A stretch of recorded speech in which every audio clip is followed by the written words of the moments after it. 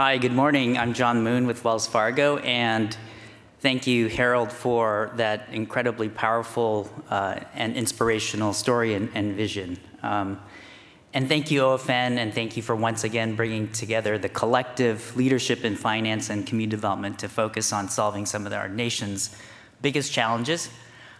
I'm excited to join you today on behalf of all my colleagues at Wells Fargo, many of whom serve the CDFI sector on a daily basis.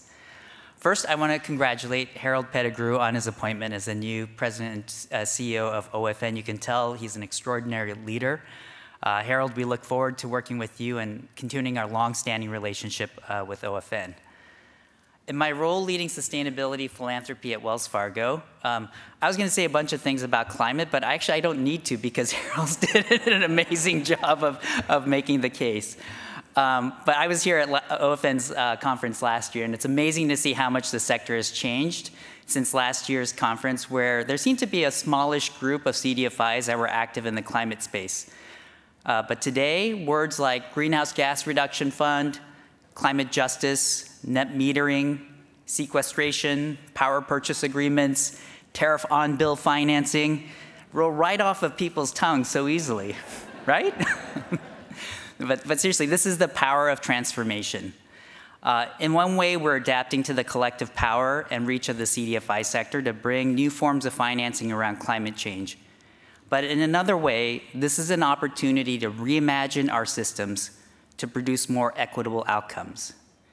And to achieve equity, it needs to be at the center of our work and integrated holistically around elements of our community development ecosystem. For example, we're working with Raza Development Fund, the largest Latinx serving CDFI. All right.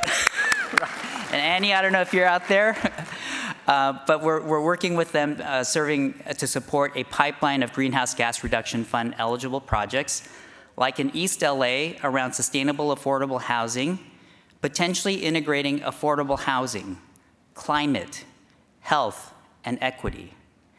And more broadly, Wells Fargo has long recognized the power and purpose of CDFIs and MDIs in the financial ecosystem.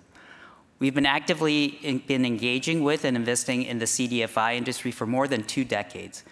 Over the last 10 years, Wells Fargo has been supporting CDFIs with patient capital for lending and with grants. And from January 1, 2011 to December 31st, 2022, Wells Fargo has provided more than $2.8 billion in funding to support CDFIs. More recently, Wells Fargo's Open for Business Fund philanthropically invested $250 million with CDFIs to help small businesses stay open and grow during the pandemic. Thank you. It's a lot of money. These are the examples of the financial industry working collaboratively to meet people and communities where they are while working with a sense of urgency to deliver solutions. And that's why this gathering here is important, to come together, get clear on the outcomes we're aiming to achieve, and then applying the creativity of the CDFI field to find flexible forms of financing and bringing in new partners to expand our collective perspectives. When I look at our ongoing relationship with OFN, and one of the things I'm most proud about is our shared focus on outcomes. This is a common theme: capital meets purpose. Together with OFN, Wells Fargo created the Diverse Community Capital Program in 2015. It was designed to do 2 things: reach diverse small businesses who traditionally don't get capital and to sustain jobs. The Diverse Community Capital Program ultimately empowered 90 CDFIs to finance $2.9 billion in lending and deliver 2.6 million hours of technical assistance to diverse small businesses. And that collective work led to maintaining or creating 369,000 jobs in rural and urban locations across the country.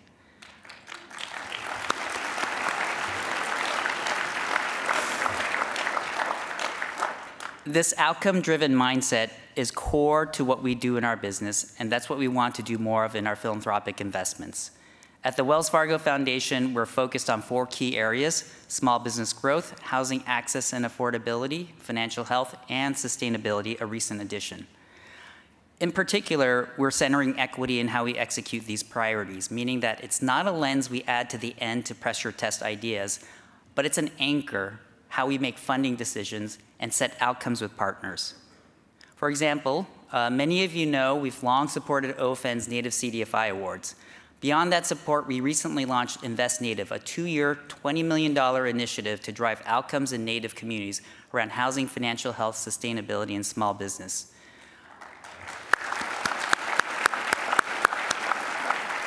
And my colleague Tim Rios is here. I saw him this morning. Tim, you're out there somewhere. Hi. He leads our Invest Native program. We built this program with a lot of stakeholder feedback, and what we learned is that we need to do a better job of directly funding Native-led organizations. So we set out to be more intentional, and one of our outcomes is expanding the capacity of Native-led organizations to serve their communities in 6 states, and that's core to Invest Native. In my role, I focus on philanthropic investments that aim to be more intentional and equity-focused, specifically around sustainability. Business investment and philanthropy have a major role to play in growing green finance, including helping our clients take advantage of the Greenhouse Gas Reduction Fund and building more sustainable communities. With the unprecedented funding from the IRA that will soon flow through CDFIs and the communities we serve, we can implement creative, new solutions to improve health and financial resiliency. For instance, we're working with Capital Link to accelerate the installation of solar and battery storage at federally qualified health centers to ensure these health clinics can provide health services in the event of weather-related emergencies while reducing their operating costs, while reducing emissions. Thank you.